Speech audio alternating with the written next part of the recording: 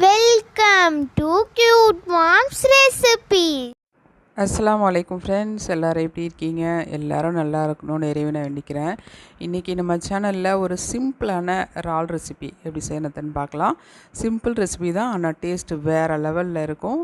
Beginners கூட ரொம்ப ஈஸியாக செஞ்சிடலாம். அந்த மாதிரி நான் சொல்லி கொடுத்துருக்கேன். இதே மாதிரி செஞ்சு சாப்பிட்டு பாருங்கள், செம்ம டேஸ்டியாக இருக்கும். இப்போ நம்ம வீடியோக்குள்ளே போகலாம். வீடியோக்குள்ளே போகிறதுக்கு முன்னாடி எப்போதும் சொல்கிறது தான், நம்ம வீடியோவை ஸ்கிப் பண்ணாமல் பாருங்கள். சேனல் பிடிச்சிருந்தா சப்ஸ்கிரைப் பண்ணுங்கள். வீடியோ பிடிச்சிருந்தால் லைக் பண்ணுங்கள். உங்கள் ஃப்ரெண்ட்ஸ் அண்ட் ஃபேமிலிக்கு இந்த வீடியோவை ஷேர் பண்ணுங்கள். இப்போ வாங்க நம்ம வீடியோக்குள்ளே போகலாம். நான் ஒரு 1/2 கிலோ இறால் எடுத்திருக்கேன். இது கொஞ்சம் பெரிய இறாலாக இருக்கும். இது சுத்தம் பண்ணிவிட்டு இதில் இப்போ கொஞ்சமாக லெமன் ஜூஸ் ஊற்றிக்கலாம். ஒரு டீஸ்பூன் அளவுக்கு லெமன் ஜூஸ் ஊற்றிட்டு கொஞ்சமாக மிளகாத்தூள் ஆட் பண்ணிக்கலாம். ஒரு 1/4 டீஸ்பூன் அளவுக்கு பெப்பர் சேர்த்துருக்கேன். இதுக்கு தேவையான அளவு உப்பு சேர்த்துக்கலாம். சேர்த்து மிக்ஸ் பண்ணிக்கலாம்.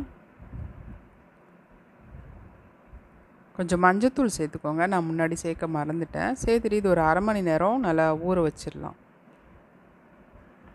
இப்போ கேஸ் ஆன் பண்ணிவிட்டு ஒரு நான்ஸ்டிக் தவாவில் நான் தேங்காய் எண்ணெய் சேர்த்துருக்கேன். தேங்காய் எண்ணெயில் நான்வெஜ்ஜு சமைச்சு பாருங்கள், அவ்வளோ டேஸ்ட்டாக இருக்கும்.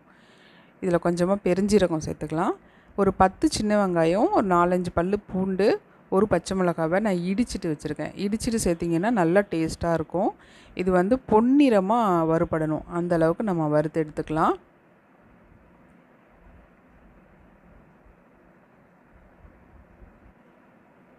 பூண்டு கண்டிப்பாக சேர்த்துக்கோங்க, இது ஒரு நல்ல ஃப்ளேவர் கொடுக்கும். அது மட்டும் இல்லை, இறாலில் வாய்வு இருக்குதுன்னு சொல்லுவாங்க, அதுவும் நீங்கும்.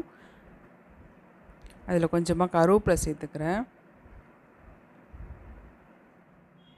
இந்த அளவுக்கு பொன்னிறமாக ஆனதுக்கப்புறமா இதில் ஒரு பெரிய சைஸ் பல்லாரி வெங்காயத்தை பொடியாக கட் பண்ணிவிட்டு சேர்த்துருக்கேன். இதுவும் நல்லா வதங்கி வரட்டும்.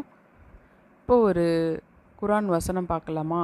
கண்கள் செய்யும் மோசத்தையும் உள்ளங்கள் மறைத்து வைப்பதையும் அவன் அறிகிறான் அப்படின்னு அல் குரானில் 40வது அத்தியாயத்தில் 19வது வசனமாக இருக்குது. இன்ஷா அல்லாஹ் போய் செக் பண்ணி பாருங்கள்.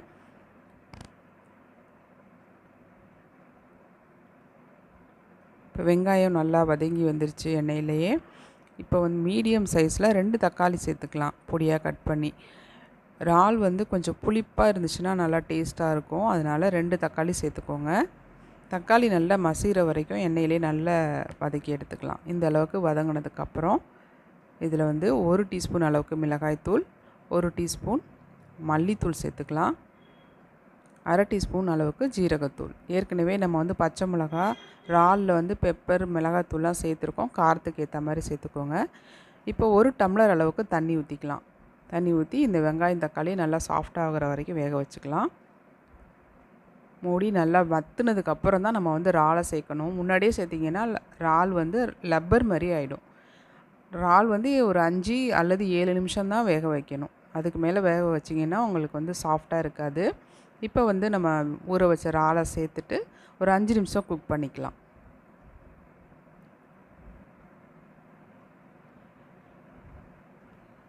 இதுக்கு தேவையான உப்பு சேர்த்துக்கலாம். ஏற்கனவே இறாலில் உப்பு சேர்த்துருக்கோம். கிரேவிக்கு தகுந்த மாதிரி உப்பு சேர்த்துக்கோங்க. நல்லா மிக்ஸ் பண்ணிவிட்டு மூடி போட்டு மூடி வச்சிடலாம். 5 நிமிஷத்துக்கு அப்புறம் ஓப்பன் பண்ணி பார்த்தா இப்படி தான் இருக்கும். இப்போ கொஞ்சம் எண்ணெய் பிரியட்டும், அது வரைக்கும் கொஞ்சம் மிக்ஸ் பண்ணிக்கலாம்.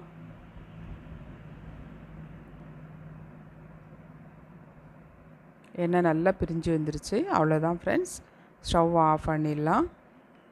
கடைசியாக கொஞ்சமாக கொத்தமல்லி தழை தூவிட்டு இறக்கிற வேண்டியதான். இந்த ரெசிபி கண்டிப்பாக உங்களுக்கு பிடிச்சிருக்கும் நம்புகிறேன். நீங்களும் வீட்டில் செஞ்சு பாருங்கள். மீண்டும் ஒரு நல்ல ரெசிபியோடு அடுத்த வீடியோவில் சந்திக்கிறேன் இன்ஷா அல்லாஹ்.